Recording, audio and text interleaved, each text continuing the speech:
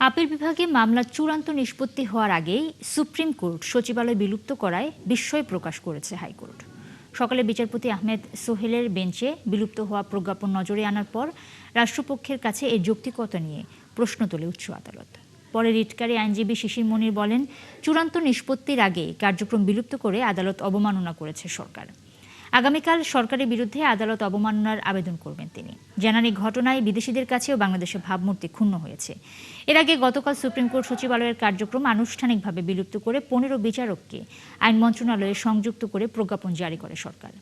তারও আগে নির্বাহী বিভাগ থেকে বিচার বিভাগকে পৃথক করে সুপ্রিম কোর্ট সচিবালয় অধ্যাদেশ 2025 জারি করে অন্তর্বর্তী সরকার। পরে বিএনপি সরকার এসে অধ্যাদেশটি বাতিল করে।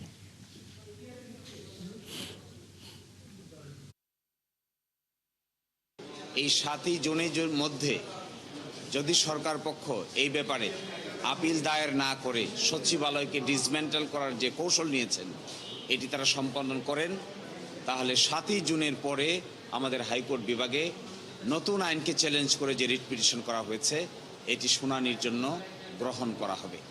এই ধরনের আচরণ সিরিয়াসলি কন্টেম্পচুয়াস। আমরা কন্টেম্পট নোটিশও দিয়েছি, আমরা দ্রুতই কন্টেম্পট পিটিশনও ফাইল করব।